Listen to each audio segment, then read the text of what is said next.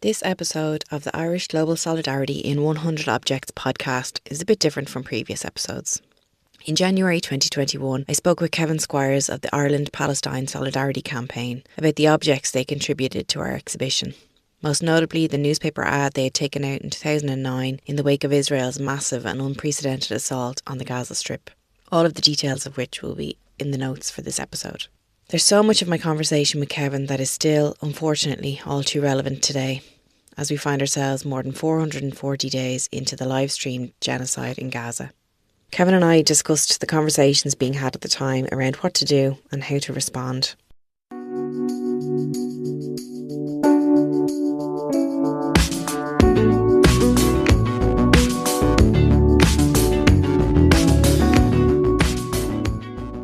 There were protests all over the world, but all over Ireland too, like from, obviously Dublin and Cork and Galway and Belfast, but and Derry, but like places like Leitrim, Donegal, Omagh, Lurgan.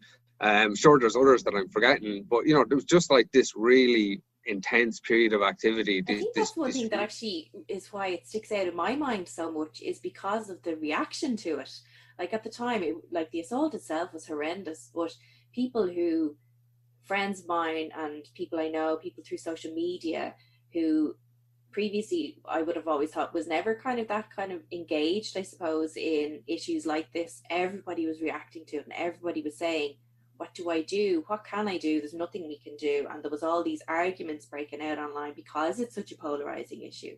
And because, people were seeing innocent people being hurt and killed and children, and the reaction from people was so strong. I think that's why it stands out in my mind so much, Yeah. I mean, it was certainly there was a run of days between the 20th to 28th, so the day after, and the 1st, where there was something on, sometimes 2 or 3 things on in Dublin every single day. Yeah, it's incredible. I mean, it was really crazy. And I said, I'd forgotten that until I started going through these things. I was like, oh yeah, I remember that. So, there was the sad and striking thing when I was going through those press releases is every day would have a death toll, because they were going out to the media, and it was, 140, 320, 410, 600, 1,000, and eventually 1,380, or the final number is disputed, but it's in around 1,300, 1,400.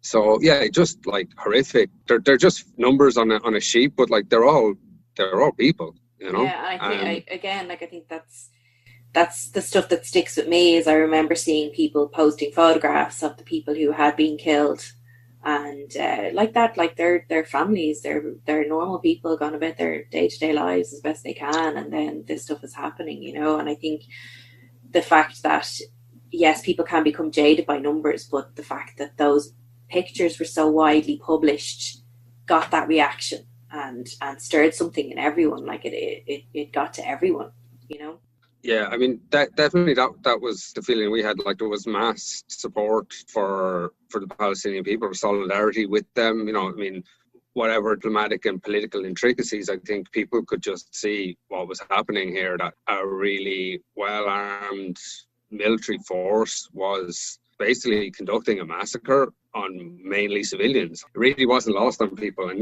as you say, the images, Finn and press releases can say whatever they want, but images really do speak volumes.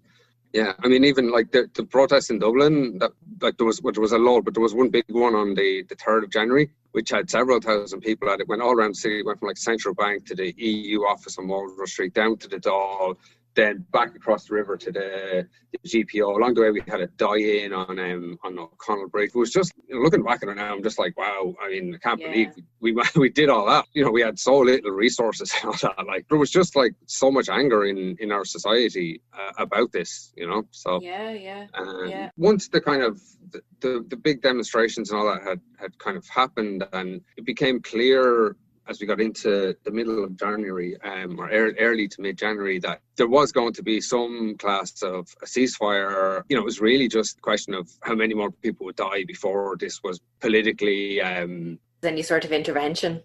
Yeah, well, not that there was any sort of intervention, because there kind of wasn't really. I mean, just that it became politically unsustainable for this to go on. So, a ceasefire was essentially negotiated. But but even before there was a ceasefire, like the actions had kind of moved from the large scale mobilizations to more like boycott, divestment and sanctions focused protests, so smaller scale, but like people going into the shops, filling up trolleys with like Israeli products or products of companies that are complicit in the occupation of Palestine, and bringing them up and saying, like, why are you stocking these kind of stuff?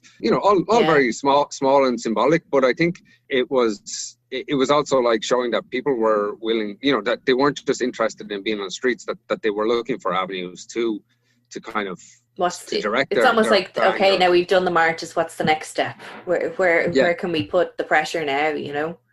Exactly, yeah. As part of that, kind of our response was like, well, how there is all this anger and there's people looking for stuff to do. So how can we get a message out to them that this is what Palestinians are calling for you to do, is to engage in these kind of boycott activities, and also a message to the Irish government that we really believe that their response was not adequate to what we were demanding, what people in general were demanding. Like the Irish government's response was basically equivocation and like on both this narrative of both sides and calling for restraint from both sides, and like I think calling it basically equating the violence of the oppressor and the resistance of the oppressed. It's kind of, I don't know, calling for like restraint in that situation. It's kind of like calling on, like a porcupine or something to show restraint while it's being attacked by, a wolf or something.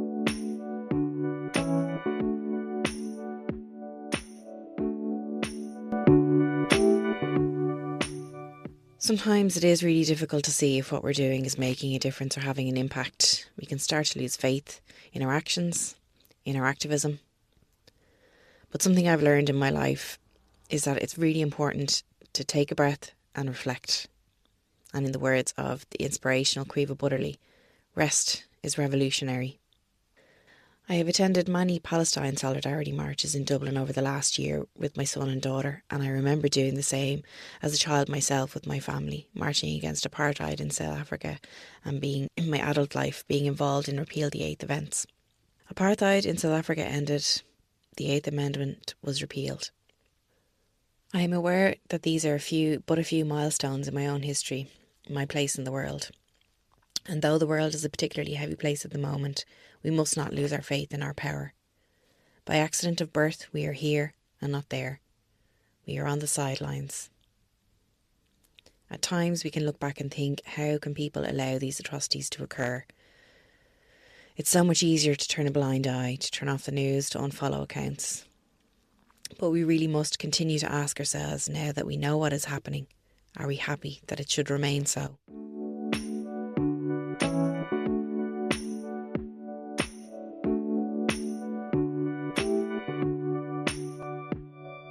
So we thought like that really the way to reach most people was to take out an ad in the paper.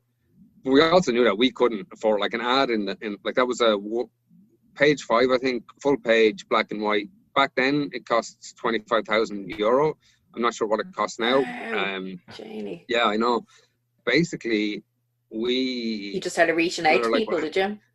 Yeah, we're like, how can we fund this? And we're like, well, what if we just ask people to put everyone's name will go in it, and it like A, that will show the depth and breadth of the support, and B, it will help fund it, Absolutely, so then it was just basically like this another chaos, but a different type of like chaos and frenetic energy, trying to like to get people out. So just like emailing our supporter base, putting it out on like in the media and stuff like that was active back then. Just people like word of mouth, kind of people telling their friends or whatever. And yeah, like in the end we got like, and we basically were asking people to pay €100, I think it was, for their name to appear. In the end we got like 350 people to sign up. Amazing. Which is really amazing, yeah. Like and this was all done in like I think it was a week and a half or something like that. Like some crazy small. I was just going to say that's some turnaround, yeah. Yeah. Well, I mean, it just goes to show the kind of the anger and the frustration and solidarity that was there.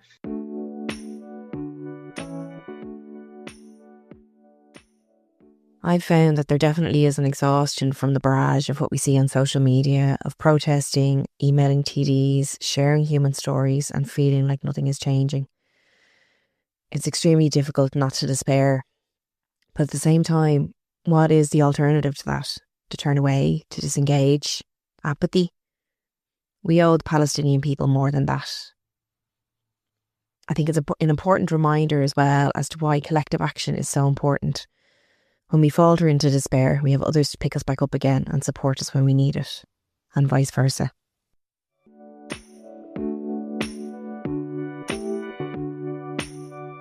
And so just to ask you about the boycott and divestment stuff, do you feel like the boycott movement has gained a good bit of traction? Do you think it needs to be ramped up more? Just I suppose, a general reflection on where it stands now.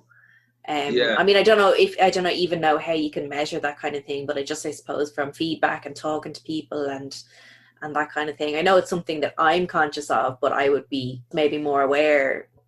Yeah, sure. Well, I mean, it's important to remember, I think, that like in early 2009, like the boycott movement, or the call that came from Palestine, from the Palestine BDS movement, was only like 3.5 years old at that stage.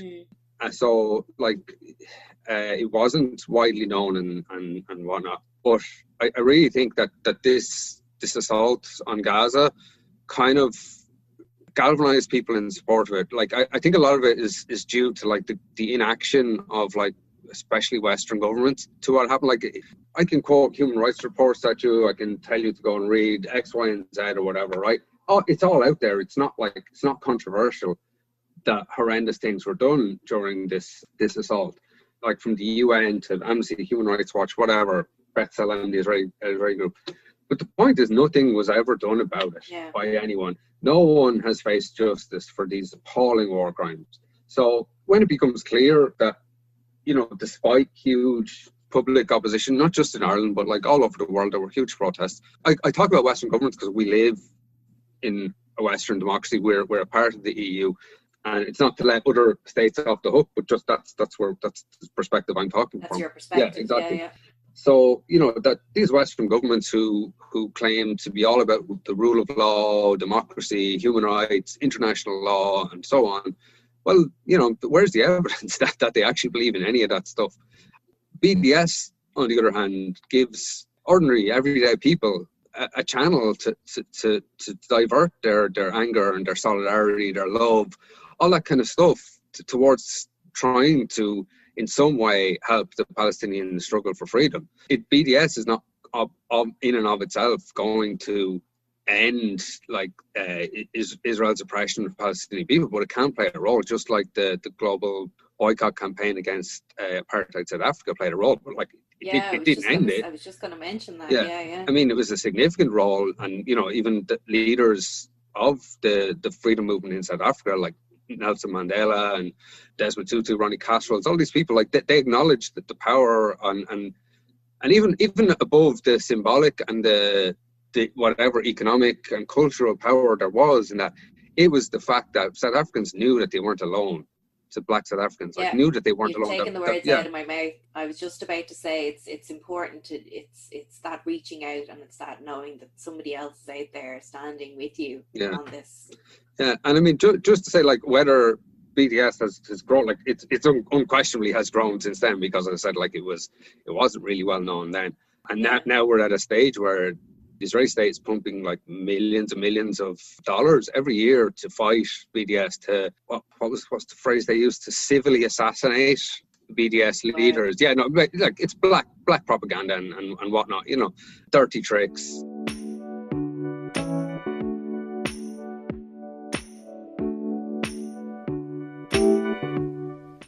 Boycotting works. Just look at the recent impact on McDonald's and Starbucks as part of the BDS movement. It has had a significant impact on their profits. We can go way back and look at the successes of the boycott of sugar in the UK in the 1700s in response to the industry's use of slaves. The most famous in my lifetime so far, as I've already mentioned, is the boycott of South African products. The Alabama bus boycott is another one. I'm sure you're familiar with the name Rosa Parks. And that's not even to mention the longest running boycott, that of Nestle products, which began in 1977. I think it's specifically worth mentioning the Barclays boycott success in 2024. Barclays Bank in the UK invests over £1 billion in arms companies supplying Israel weapons and military technology. The company's sponsorship of some major UK festivals was cancelled in the summer of last year, 2024, after protests by artists due to perform and their fans. When it feels like nothing is changing, we really must remember how far we've come. We must remember what we've achieved before, with actions like the ones I've mentioned, and they're initiated by everyday people. We must continue to advocate for Palestinians, for human rights and human dignity. Human rights are for all of us, are there for none of us. Never again really must mean never again. While at one of the national pro-Palestine marches in Dublin with my family, I had made a kite out of cardboard and written Rifat Alarir's incredible poem, If I Must Die, on it, as it was shortly after he was killed. While we were waiting to meet some friends as the march began, a man approached me and asked if he could take a picture of my kite.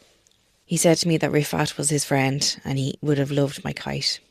He began to cry and I hugged him, and as quick as he appeared, he was gone again. I don't know who he was and I never saw him again, but behind every single Palestinian that has been killed are their friends and their families and their lives. They are not just statistics that we read about after the fact, and they deserve to be treated with the same dignity and respect for their lives as we would expect for ours. I'm going to take a moment to read Rifat Alarir's poem, If I Must Die. If I must die, you must live. To tell my story, to sell my things, to buy a piece of cloth and some strings, make it white with a long tail, so that a child somewhere in Gaza, while looking heaven in the eye, awaiting his dad who left in a blaze, and bid no one farewell, not even to his flesh, not even to himself, sees the kite, my kite you made, flying up above, and thinks for a moment an angel is there, bringing back love. If I must die, let it bring hope. Let it be a tale. I want to end with a quote from Dr. Hassam Abu Safia, who I think anyone who is on social media will be familiar with now. That iconic image of him walking towards 2 Israeli tanks amidst the rubble of his hospital. His current whereabouts are unknown still, but it is believed that he is being held in one of the most brutal Israeli prisons, along with as many as 450 other medical professionals. They are targeting everyone, but by God, this will not stop us from completing our humanitarian role. We are still calling upon the world, and will keep calling to the hope that there are those with a conscience. I have been injured, but this will not stop us. We will continue to provide humanitarian service in a place known to the world. And we will provide it, God willing, no matter what it takes, no matter how long it takes, no matter what, even if it costs us our lives. We owe it to Hassam and to the memory of Rifat and to the countless more who have been slaughtered to continue to speak up and use the power we have to make an impact in any way we can. If we are to believe the words of Arundhati Roy that another world is possible, then it is up to us to make it so.